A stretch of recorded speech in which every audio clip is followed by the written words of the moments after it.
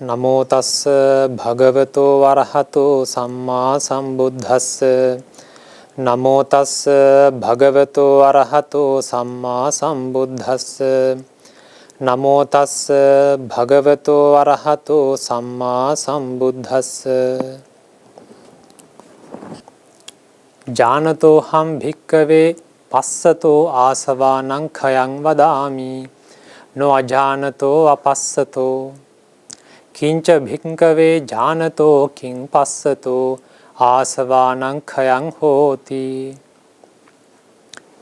Dear humble, kindful, meritorious devotees, today also we are going to listen to another exposition of our great teacher, Tathagata Samma Sambuddha. First of all, as usual, we should take a few moments to pay our homage, to express our gratitude towards our great teacher, who is the Blessed One, who is the Exalted One, and who is the Supremely Enlightened One, who is Tathagata Gautama Samma Sambuddha. Why we should pay our homage to our teacher? Because he is the one who understood, who found all the truths of us, all the truths of the beings and this world. And also he revealed, he taught all these truths by his first sermon to the Panchavagya Bhikkhu in Esala Poyade. He has given from that day onwards altogether 45 years until he got his parinibbana. He has given so many advices, so many suttas, so many dhammas. What we have today as the pure Saddhamma, it contains all the paths, all the practices, all the advices to achieve the cessation of deliverance of the suffering. That's why we should pay our homage to our great teacher for all the sacrifications he has done on behalf of us and on behalf of the beings to achieve the end of the suffering or the liberation or the ultimate Nibbana. And secondly, we should pay our homage to the Saddhamma, which contains all the advices, all the paths, all the practices to achieve the ultimate Nibbana. Since it has all these advices, all these paths, if someone wants to achieve these noble states, noble paths and noble fruitions, even today, if he strives persistently, heedfully, wisely, definitely he would be able to achieve all the results, all the noble paths and the fruitions as specified by the Buddha because of the purity of the Saddhamma. This is why we should pay our homage to Saddhamma, because it prevails today in its pure level, and Saddhamma is the teacher for us today. And thirdly, we should pay our homage to all the noble beings who have achieved the noble states, noble paths and noble fruitions, and who have achieved deathless by following or by practicing all the paths as specified by the Buddha, as specified in the Saddhamma, and they are the evidence, true evidences for our great teacher and his great teachings. And also we should pay our homage to all the Mahasanghas who have sacrificed their lives and their time in order to protect the purity of this Saddhamma. And because of their sacrifications, today we have the Saddhamma as the inheritance or as the heritage of this Sasana. Having paid the homage to Buddha, Dhamma and Sangha, so let's commence today's sermon based on a sutta in the same Pali canon, Iti Uttaka Pali. I have chosen a sutta called Āsavakkhaya sutta for today's sermon. When we consider about the sutta, as usual we can see the statement which has given in every sutta in Iti Uttaka Pali, which is the evidence that the sutta is originally spoken by the Buddha himself. Uttang hetam bhagavata uttang arahata iti me suttam. This is said by this is taught by the Blessed One, the Arahant, the Samma Sambuddha. So I have heard. Then we can directly go to the first statement of the sutta. I have stated as the topic of this sermon, Janato ham bhikkave passato asavanam khayang vadami. My dear disciples, I would say, if someone sees or if someone knows, then I will say that person will have the ability to eliminate these fetters or the defilements or the cankers. Asava means the cankers. There are altogether 4 cankers. We call them the Kamasava, the canker of the sensuality, the Bhavasava, canker of the becoming or canker for the existence, and the Tasava, canker of the wrong weave, and the Avijjasava, canker of the ignorance. These 4 cankers are meant here because Buddha is saying, if someone sees, if someone knows, then these all cankers will be eliminated. He will be an eligible person to eliminate these cankers completely. No ajanato apassato. These, if someone doesn't see or if someone doesn't know by his wisdom, that person will not be an eligible person to eliminate these cankers or the defilements or the fetters. Then Buddha is asking a question. By knowing what? By seeing what? That person would be an eligible person to eliminate these cankers. That is the statement I have given in the beginning of the sermon. So, in the next 4 statements, Buddha is giving the answer by himself. By knowing what or by seeing what, a person would be an eligible person to eliminate these cankers. Idan dukkhanti bhikkhave janato passato asavanam khayo hoti. The first way is, if someone sees, this is the suffering. If he can see by his wisdom or if he can see by his eye of wisdom, this is the suffering, then I would say he will be able to eliminate these cankers, defilements. The second statement is, Idan dukkha samudayanti bhikkhave janato passato asavanam khayo hoti. If someone sees by his eye of wisdom, this is the origin of the suffering. These are the causes for the suffering.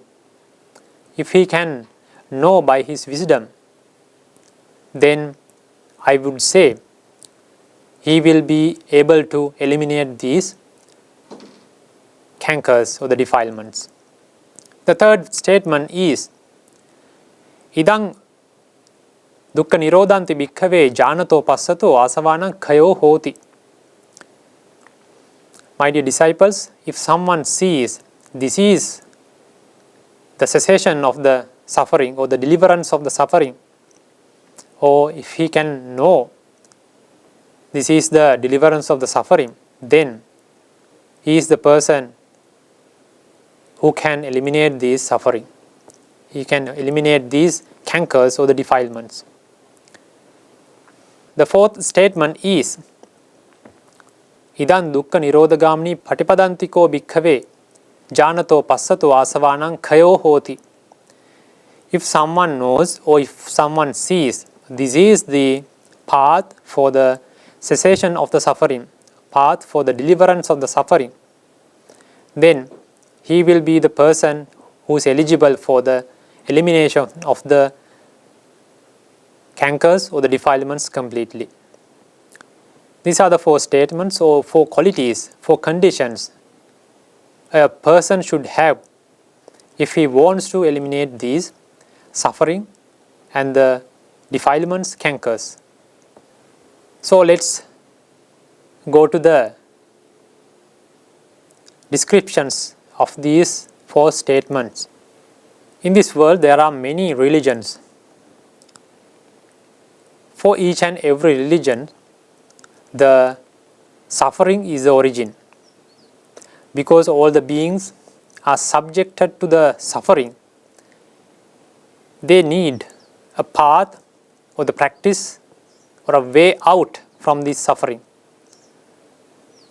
They try to find a way, find some relief to eliminate the suffering and to become a person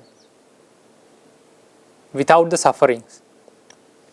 If there is no suffering in this world, or if there is any state, or if they can become a being, special being, who can live without suffering, then there is no need of religion.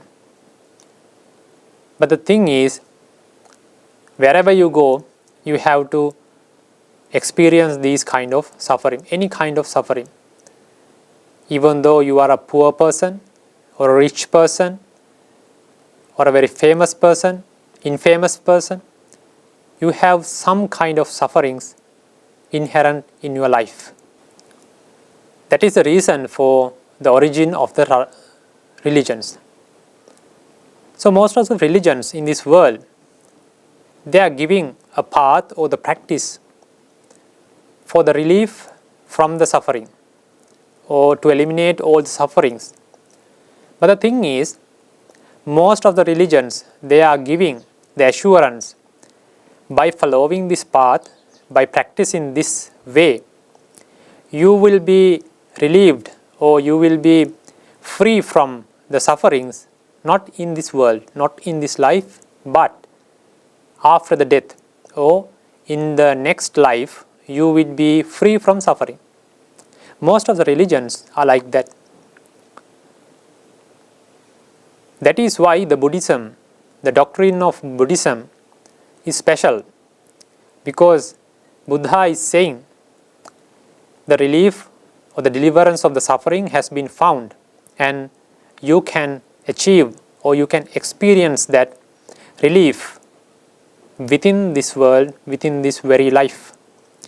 That is the speciality of this Buddhism, because by following this path, by following this practice, you can achieve the ultimate results or the liberation within this life. No need to wait until you get the next life. And the next speciality is the path or the practice taught by the Buddhism. It has the gradual training, gradual practice, gradual progress, and even the gradual results. When someone doesn't have much spiritual training or much spiritual confidence to start this way, start this practice, he can start as a beginner, because the Buddhism is a gradual training. From the beginning, he can achieve the most noble states specified in this Buddhism. All the noble paths, all the noble fruitions, or the noble states can be achieved by anyone who follows correctly or wisely, heedfully this practice which is specified gradually. In this Buddhism, there is a core or the essence of this Buddhism. We can identify. The Buddha has given the four noble truths. The noble truths of the suffering, the noble truths of the origin of suffering, the noble truths of the cessations of the suffering, and the noble truths of the path for the cessation of the suffering. We can identify this as the essence or the core of this Buddhism. One who expects to follow this path, practice Buddhism, he should at least identify or understand what is given by these four noble truths. So today we are going to get a brief explanations about these four noble truths as specified in this Āsavakkhaya sutta. First we come to the first noble truth of suffering. In the Vibhanga Pali canon, Vibhanga Pali, in such a Vibhanga, there is a statement which is describing what is this suffering.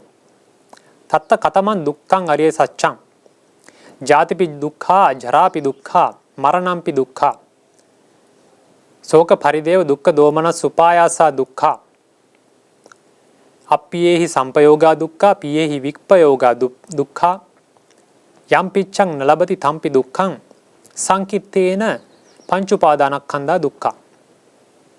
So it is giving that birth is a suffering, the decay is a suffering, the illnesses are sufferings, or the sickness, and the sorrow and the lamentation, pain, grief, despair are sufferings. When someone dislikes anyone, if he has to live with that disliked thing or disliked person, it's suffering. If someone likes another person, if that person has to separate from that person who likes, it's a suffering. And if someone desires something, if he wants something, then when he doesn't get that thing as his desire, it's a suffering. And at the end of these statements, Buddha is giving, in short, as a summary, all the five aggregates which are connected with clinging are sufferings. We can experience these sufferings in physical form and the mental form. The physical sufferings we can identify the decay and the sicknesses, illnesses, and the death. They are sufferings we can see or we can feel physically. But there are mental sufferings also. The sorrow, lamentation, pain, grief, living with disliked person, separate from liking ones, and not getting what we desire. These are the mental sufferings. Because even in the finest, noblest state, what we can identify in this human world or the divine worlds or the Brahma worlds, any kind of suffering, it can be mental or it can be physical, this suffering is there as the teaching of the Buddha. How we can identify that?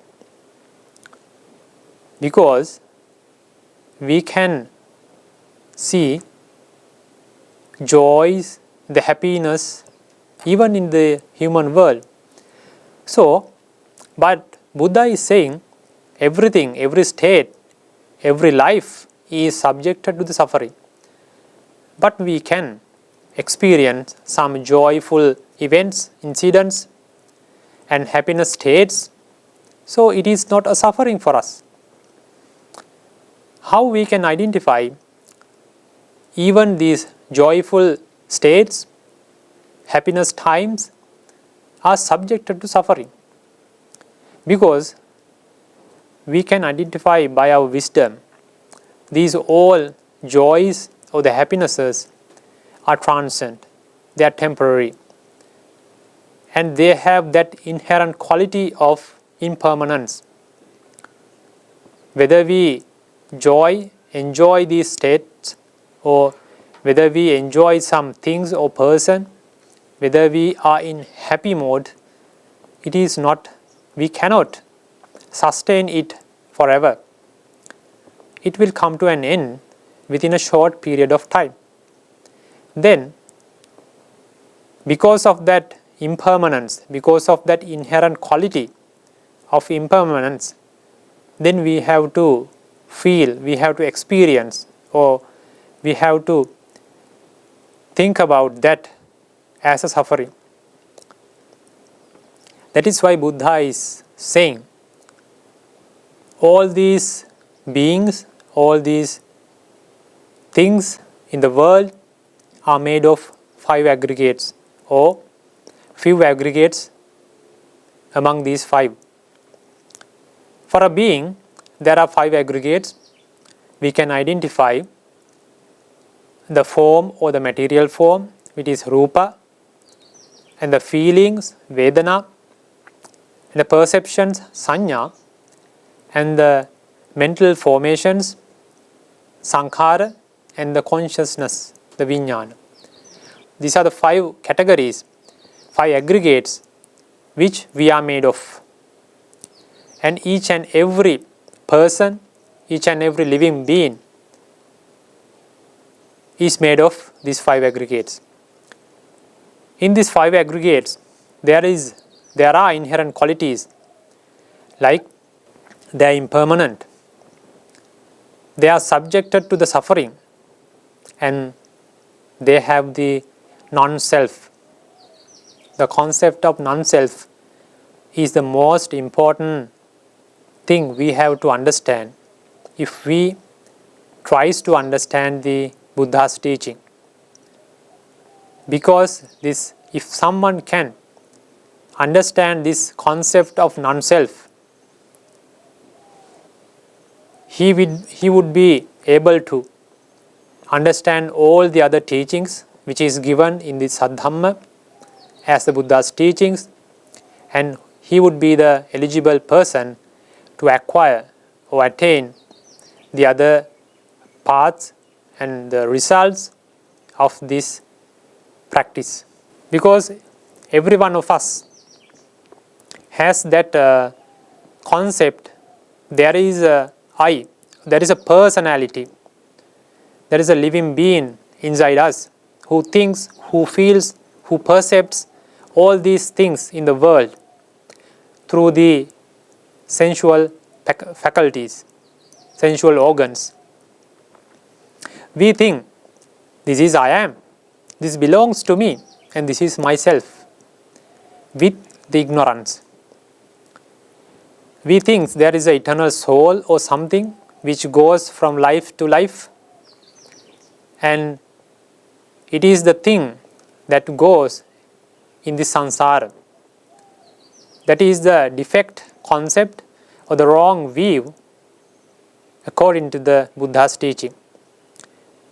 If someone can identify there is no I, there is no person, there is no eternal soul or something inside us, but these all things are made of 5 aggregates which are impermanent, which are subjected to the suffering, and there is non-self, there is no any person or soul, anything. If someone cannot identify this non-self concept, if he cannot understand what is given by the concept of non-self, then he will be attached to that I, or to that soul, to that eternal being inside us, then he tries to achieve so many things. He tries to possess, or he tries to make happiness, create happiness by using the external things, external objects, through the internal sensual faculties. In short, we can identify by this, what is this suffering, what is the noble truth of suffering. There is nothing there other than 5 aggregates. Because in every state, it can be a hell, it can be in the human world, it can be in the divine world or the Brahma's world. Everything, every being consists of these 5 aggregates. If someone suffers, or if someone enjoys, or if someone has pleasing things, desirable feelings, all these things are made of 5 aggregates. The person should think that if these things are made of 5 aggregates, if these 5 aggregates are impermanent, or they are subjected to the suffering, how can be the collection of those 5 aggregates? How can be that being is a happiness? So, all these 5 aggregates are transient, temporary, not permanent. So, they all are subjected to the suffering. That is what we should understand as the first noble truth of suffering. Then we come to the second noble state, the origin of the suffering. Usually, all the beings, they are thinking about I, or they are thinking about a person. This is I am. This belongs to me, and this is myself. And they clings to that personality. They clings to that 5 aggregates. Because of that, they think, I should belong these kind of things for the happiness. I should become to that state to achieve the happiness. I should give the requisites which are requested by the mind or the thoughts. So, he has that craving towards that person or that I concept, and he has that craving of the external objects which he thinks they are the tools, they are the things or the objects which makes himself happy. So, he has the craving towards the 5 aggregates in himself, and he has the craving from the external objects. That craving is the thing or the cause for that suffering. How we can identify that? How we can describe that? The craving is the thing that make or that produces the suffering. Let's take an example of the simile. If there is a small kid, he has some toys. Let's say he has a toy car. He is attached very much to that toy because he thinks that pleasure or the pleasing emotions or the happiness is given by that car. He doesn't know that it is impermanent because he is a small kid. Someday, the car will be broken by some any other mean. It is broken. Now that kid is crying, and he doesn't stop that crying, and he is shouting.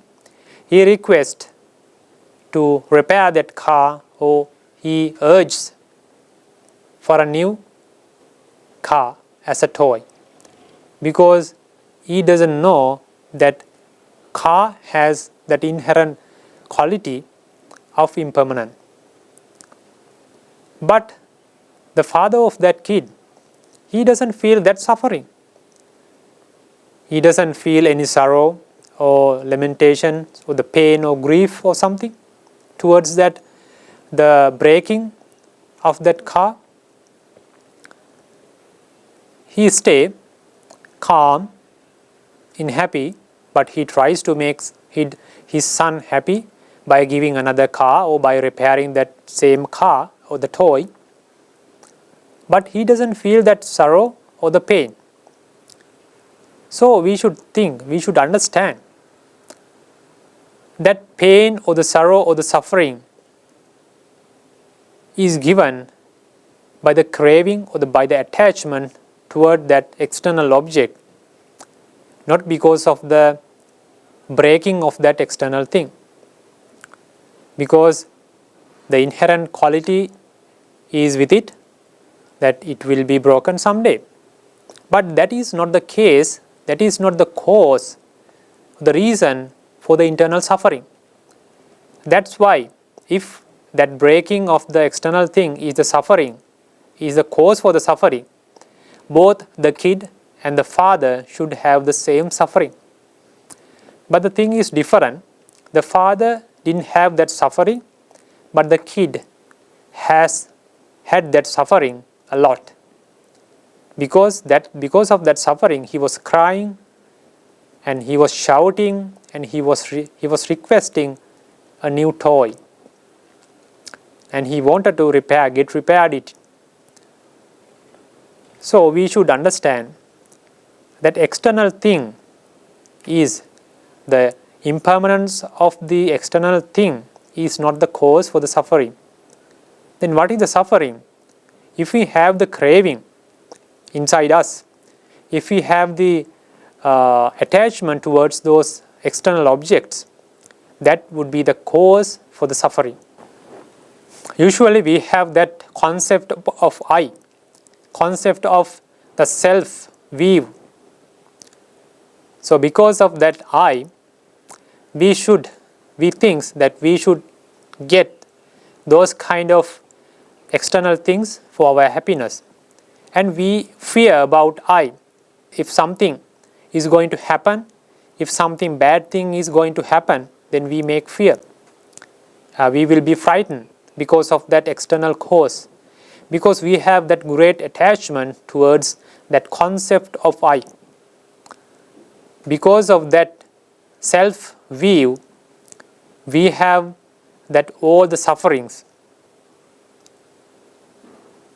When we compare about the physical and mental sufferings, the birth is described or defined as a suffering.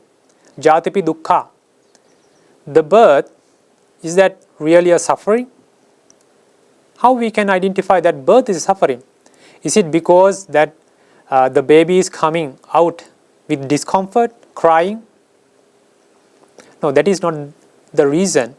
It is a suffering, that's true. But because of the birth, we are entitled. We are capable of having all the other sufferings, mental and physical, since the birth. If we haven't had the birth, these physical and mental sufferings will not be there. So we are experiencing all these sufferings as a consequence of the birth. That's why birth is the first and foremost step to create these sufferings. How this birth comes? Because if someone going to die, he will have a next birth if he doesn't eliminate the craving. How we can identify or how we can describe that? It should be explained in this way. We have sensual organs, we have sensual faculties, which we use to connect with the external world, to experience the external objects. They are the tools or the instruments to get the pleasing experiences, desirable experiences, which are expected by us. because with the sensual organs, we make ourselves happy. We take the sensual objects, what we need, what we want to have. But are they the causes or the real reasons for the suffering? No, because by disappearing of these organs or the sensual faculties, that craving doesn't come to an end. For an example, let's say, if someone wants to see very pleasing views or desirable objects by his eyesight, if he lost his eyesight, if he lost his vision, if the craving or the attachment to see the pleasing things, desirable things, is it come to an end? No. Whether he lost the eyesight or not, the craving towards the pleasing objects or the desirable views, it is not come to an end. That craving is still there. He has that urge or the requisites to see such kind of things, but he is unable to see. But the craving is still there. For the other organs, is still the same. The craving for the good sounds, the craving for the tastes, the craving for the smells, or the craving for the good feelings, good what you call the tangible objects, is still there. Whether you lose the organs or the faculties, still the craving is there. What would happen if all these organs come to an end at once? When someone going to die, when the death comes to his front, that craving is not eliminated yet, but the organs are very weak and now he is going to die. Then the craving finds a new physical and mental organism where the craving can survive, and the craving will establish these things in this new physical and mental organism. This is how the rebirth should be described or explained on behalf of the urge for the craving. The craving is the main reason for the rebirth. If someone has the birth or the rebirth, then all the physical and mental sufferings, what we have described earlier, would come behind him. The craving is the reason for the rebirth, and craving is the reason for all these kind of sufferings. When the person is getting a new, fresh rebirth, is it a completely new one? Or is it a completely same as the before, the previous life? What is the connection between these two successive existences or the consecutive births, lives? It should be explained in this way. Let's take a simile, a burning candle with a flame. By using that candle, we light up another candle, a new candle with that flame. The new candle will have a flame and it will light up the environment. So, that candle has got that flame by the reasons, from the previous candle. So, can we say that new flame of the second candle is completely same with the previous one? We cannot say that, because if it is same, they should be identical, but still the previous flame is there in the first candle. This is a completely new one. Can we explain in that way? No, because it is produced, it is emerged by the first candle. So we cannot say it is completely same. These two flames are identical, because we can directly see, we can see the independent existences of these two flames. so they cannot be identical. We cannot say that the part of the first candle has gone to the second candle. No, that is not a correct explanation. But we cannot say that it is completely different from the first candle. We can say that the second flame of the second candle is conditioned by the first candle. In the same way, the first life, the previous life, has some effects to the second life, to the rebirth, because it has the craving. The first life has the kammas, what has been done by that person. So these are the things which condition the next birth. We cannot say the next birth, the second birth, is completely same with the first one. We cannot say the latter one, the second life or the rebirth, is completely different from the first one. We should say that the second life or the second birth is conditioned by the first one. That is how we should explain the successive existence of a being. Now we can understand how the rebirth is given because of the craving. But because of the craving, if the beings are taking or getting rebirths, new lives, why there are so many differences among the beings in the human world or in the divine world or anywhere? We can see these kind of differences among the living beings. If the craving is the one and only thing which is a cause for the next life, how these differences can happen? It should be explained in this way. Because of this craving, that being is doing different kind of things by his words, by his actions, and by his thoughts. We call them or we explain those things as kamma. Because of the craving, he does these kind of, it can be wholesome or unwholesome, good or bad, but he does some kind of thoughts, words, or the actions. These are the things which helps, which are the reasons for the differences of the living beings.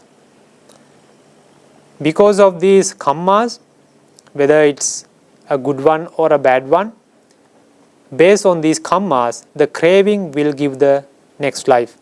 Craving will establish a new rebirth, fresh rebirth. That is why Buddha is saying, if someone saw something, a man saw something, that is what he reap. If someone does good or bad, good or evil things, meritorious or unmeritorious things, he would have the results of these good or bad actions in a good way or the bad way. This kamma is the universal law of justice. Because if someone does good things, meritorious things, wholesome deeds, by his action, by his words or the thoughts, then he will get the good results, pleasing results, or the desirable results. If someone does unwholesome things, unmeritorious deeds by his word, action, and thoughts, he would get the unmeritorious things or the unpleasing, undesirable things or the sufferings.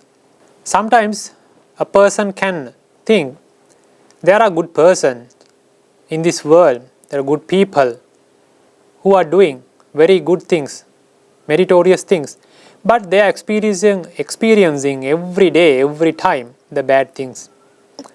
They have some sicknesses, they are poor, and they have some other social, economical problems.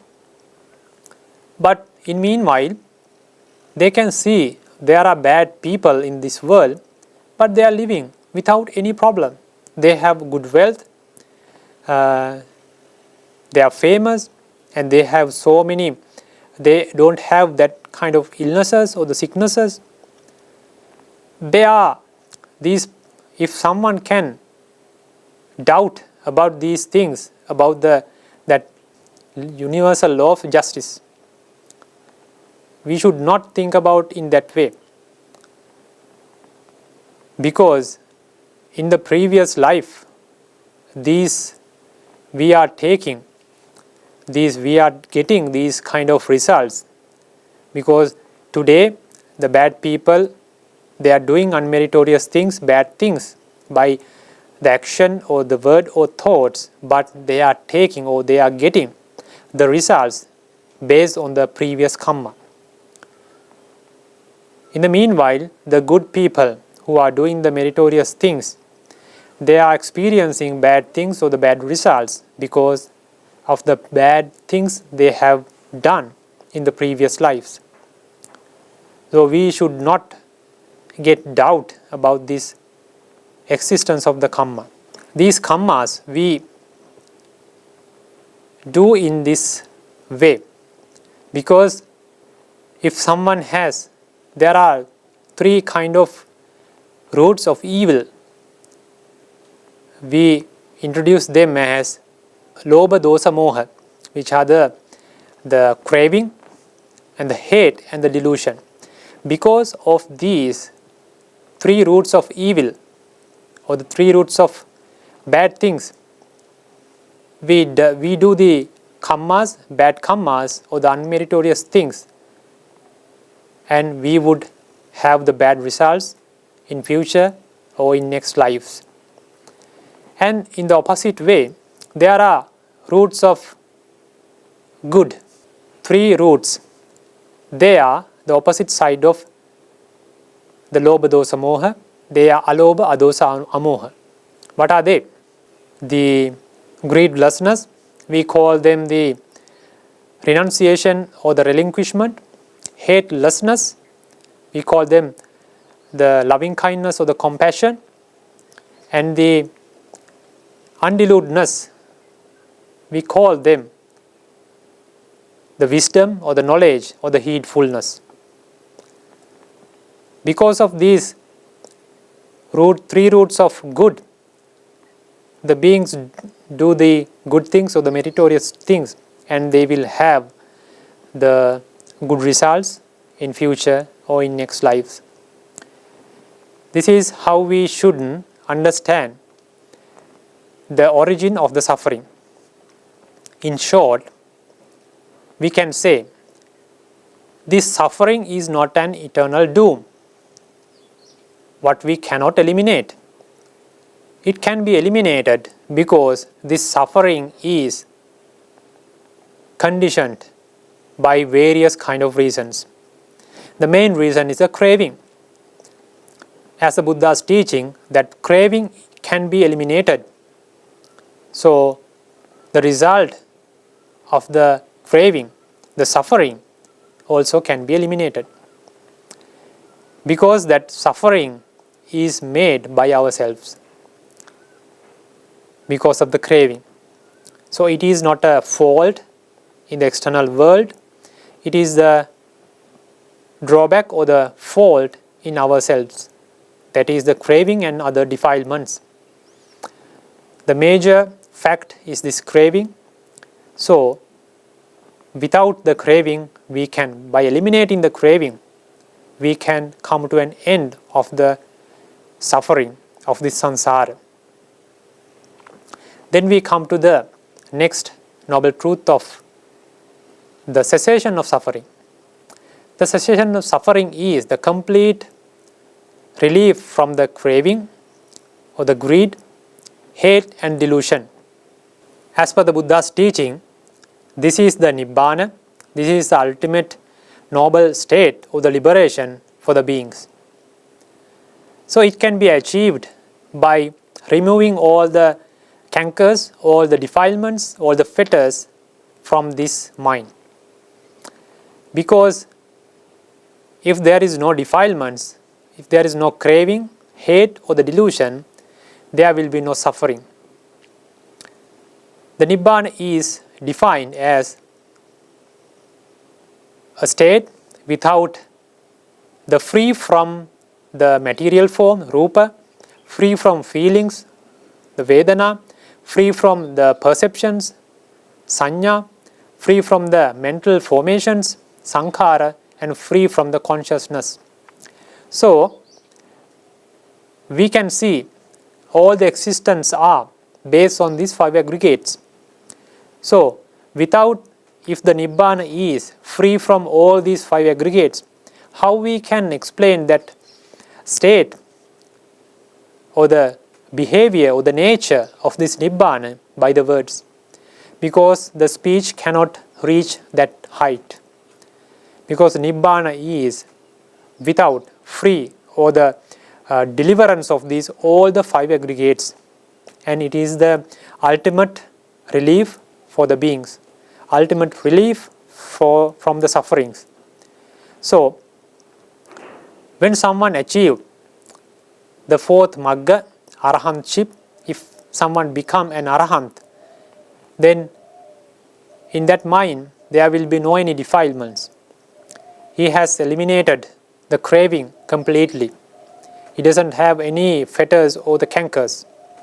So, in this life, he will live without any suffering, mental suffering, but he may have some physical sufferings from the external world because of the previous karmas. But after the death, after the parinibbana, he will not get a rebirth in anywhere. So, all the five aggregates will come to an end. There will be no existence of his aggregates after the death. He will not be having a rebirth. How it can be identified? Because that is somewhat amazing thing, because how can we explain an existence without any kind of aggregates, without these five aggregates? So, let's take a simile of a candle, a flame of a candle.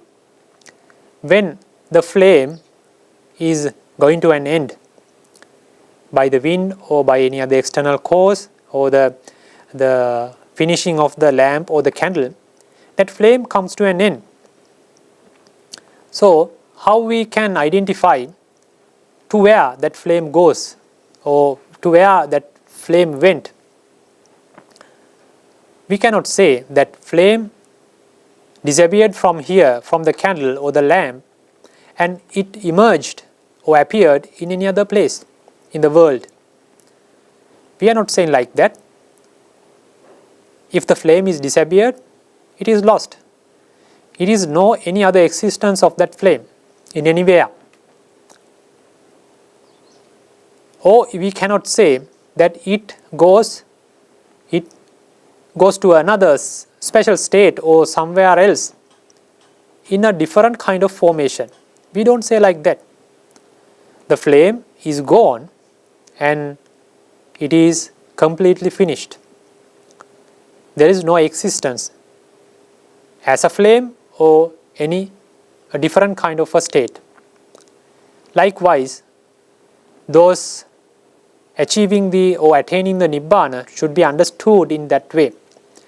If someone attained all the Maggas, all the Phalas, or the paths or fruitions, and achieved the ultimate Nibbana, if someone become an Arahant by following the practices or the paths specified by the Buddha and Buddha's teaching, after achieving that Nibbana, when he comes to an parinibbana, after his death, all the five aggregates will come to an end. There is no more existence of those five aggregates. That should be explained as the simile of the flame of the candle. Because this rebirth is conditioned by the craving and the other defilements and the previous karmas, by the Arahant, all these defilements, craving, and the previous karmas for the rebirth, everything is eliminated. There is no more reasons or conditions to bring a new fresh life as a rebirth. We should not think that that Arahant has become eternal soul, eternal being in somewhere else, or he has become to another special or spiritual state which doesn't have suffer. It is a wrong explanation for the Nibbana, because if the Arahant has become a eternal soul or eternal being in somewhere else, in some other world, or he has become he has come to an spiritual state without suffering, it should be comprised with the 5 aggregates. If there is any being in this world or anywhere else, it should be comprised with the 5 aggregates.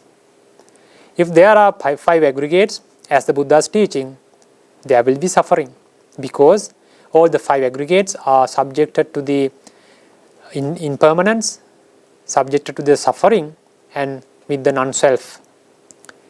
It should be not explained as the way of eternal being, eternal soul, or spiritual state. That is just come to an end of all these 5 aggregates. That is Nibbana, the ultimate relief for the suffering. It is the ultimate liberation for all the beings. And we come to the last noble truth of the path or the practice for the cessation of the suffering. That is explained in this way. This path or the practice is eightfold. We call that the Eightfold Noble Path. It consists of 8 steps, 8 elements. What are those elements? The first one is the right understanding or the right vision, Samadhi. The second one is right thought, Sammasankappa, and the right speech, Sammavaca, right action, Sammakamanta, and right livelihood, the Samma Ajiva, right effort, Samma Vayama, right mindfulness, Samma Sati, and right concentration, Samma Samadhi. These are the Eightfold Noble Path, which is the path or the practice for the deliverance of this suffering, for the path for the liberation. Among these Eightfold Path, the right vision or the right understanding is the foremost thing, because to develop all the other 7 elements, the person who tries to practice this Buddha's teaching at least should have the minimum level of understanding, minimum level of vision, what is given by the Buddha. That is why the right vision is kept in the beginning of this Eightfold Path. These 8 elements we can subdivide into 3 categories. We call them the Sila, Samadhi, and Panya. Sila is the morality, and it consists of the right speech, right action, and the right livelihood. And the second thing is Samadhi, concentration. It consists of the right effort, right mindfulness, and right concentration. And the third one is Panya. It consists of the right vision or the understanding and the right thought. Then we come to the descriptions of these, each and every element of this Eightfold Noble Path. The first one is the right vision. Because of this right vision, the person should have at least the basic, the fundamental things which is explained, which is briefed in this Buddha's teaching, like the karma and the result, the karma and vipaka. The results are given by the previous actions, done by the speech, thought, and the actions. And in the highest level, we should have the understanding about the 4 noble truths under this right vision or the right understanding, Sammaditthi. The second thing is Sammasankappa. it consists of three kind of thoughts. We call them the Nekkhamma Sankappa, Abhyapada Sankappa, and the Avihimsa Sankappa. The Nekkhamma Sankappa is the right thought of renunciation or the relinquishment. The Abhyapada Sankappa is the right thought of benevolence or the loving kindness or compassion. The third one is the right thought of non-violence. These are the threefold right thoughts under the Samma Sankappa. Among these three, the first one, the right thought of renunciation, it strengthens first root of good, the renunciation or the greedlessness. And the second and third, the right thought of benevolence and the right thought of non-violence, strengthen the second root of the good, that is the adosa, hatelessness. And the first element of this Eightfold Noble Path, the right understanding of the right vision, strengthen the third root of good, which is amoha, that is the undiludedness. That is how we should understand the first element and the second element, how these elements are strengthening the roots of the good. Now we have come to the third element of the Noble Path, that is the right speech. It contains of fourfold speeches, that is avoiding or refraining from the lying and refraining from the tale-bearing. The lying is the refrain from musavada. Tale-bearing is the refraining from the pisuna vacha, and refraining from the harsh words, from the farusa vacha, refraining from the vain talks, the sampappalapa. The samma vacha is fourfold, refraining from these four kind of things. And the fourth element of the Noble Path is samma kammanta. That is it is threefold. What are those three categories?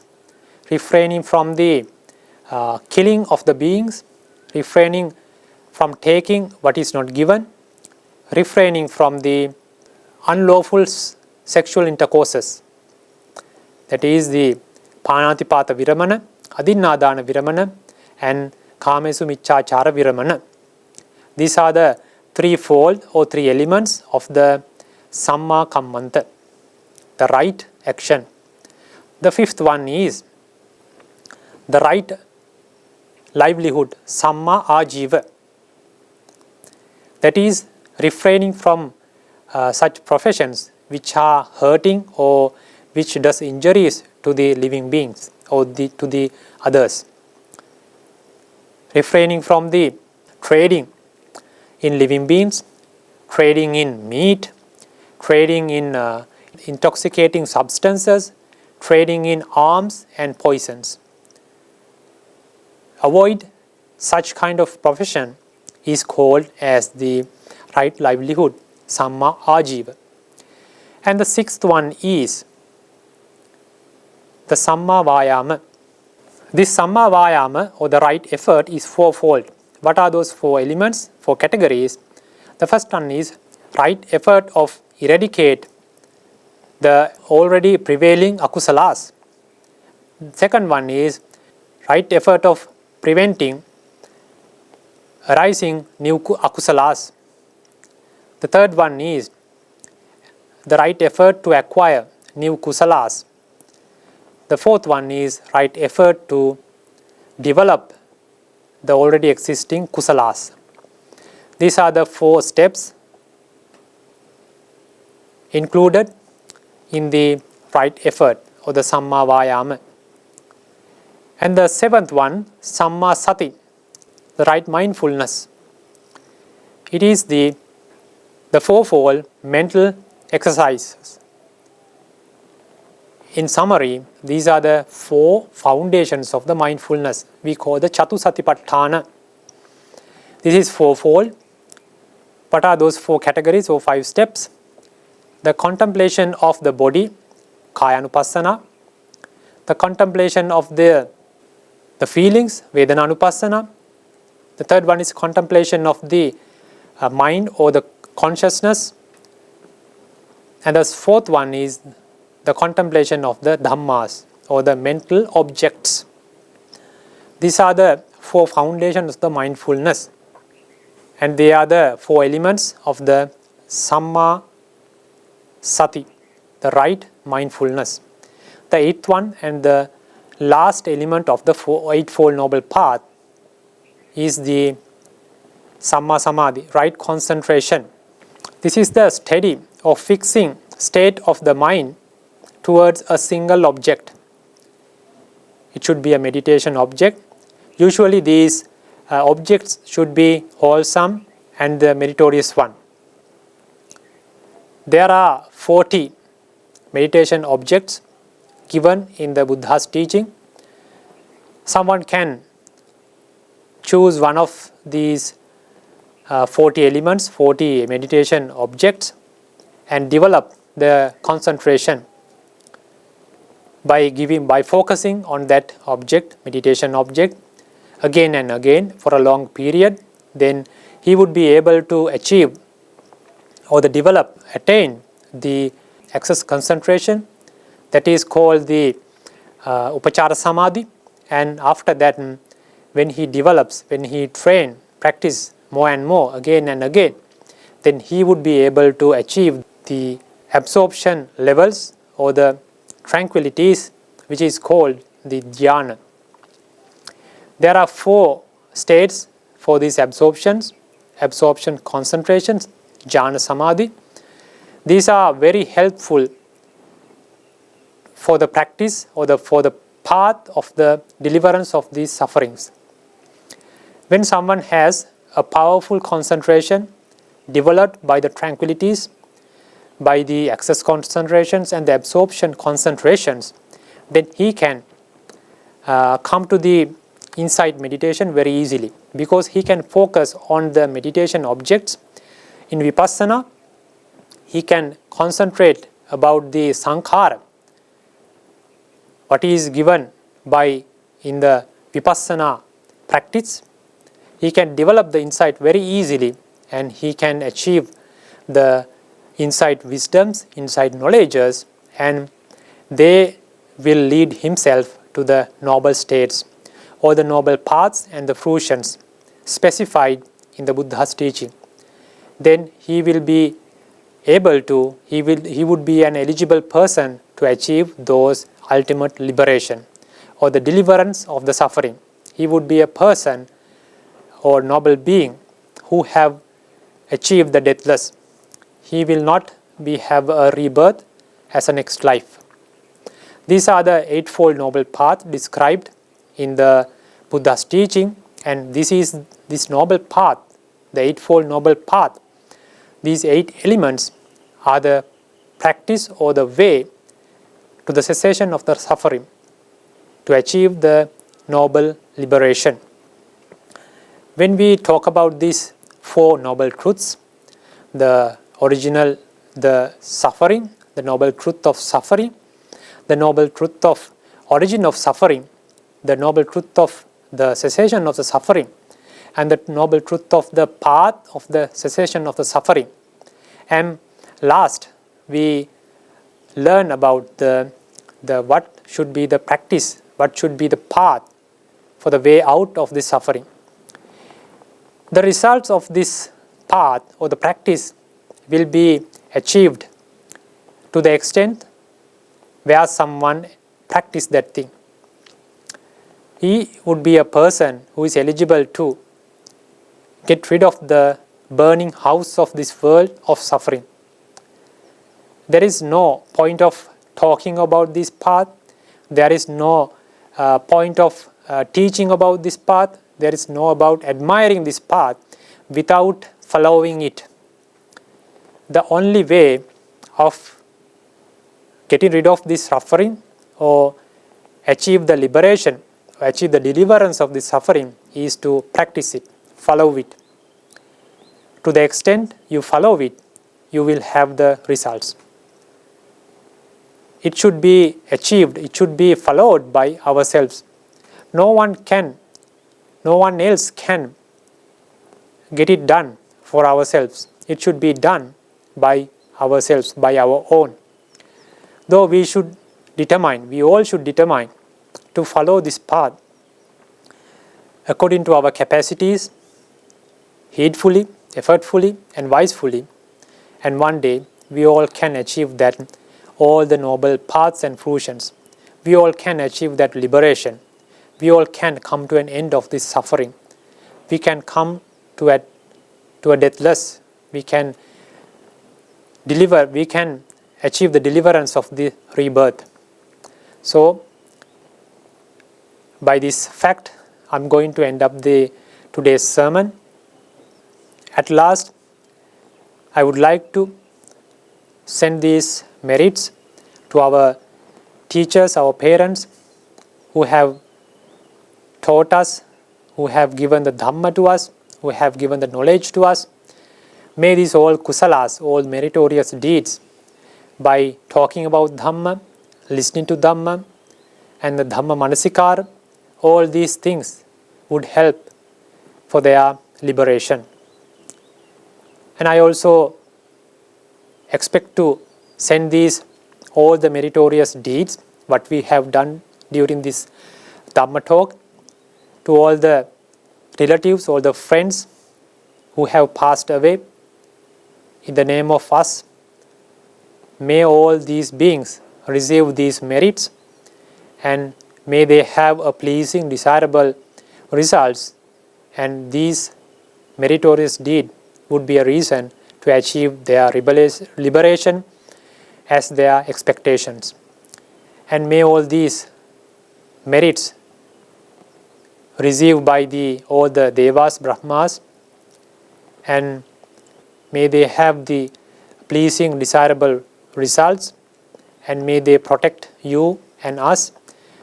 May they protect this Saddhamma and this world, and may they have achieved all the paths and fruitions as their expectations. And I also wish all the listeners who have joined this sermon, may all you have pleasing, desirable, comfort life in this world, and may you have pleasing, desirable lives until you achieve the Nibbana. And may all these meritorious deeds, what we have done today, would be a great help, great favor to achieve your expecting paths and fruitions and achieve the liberation, the Nibbana. May all you have the blessings of the Noble Triple Gems.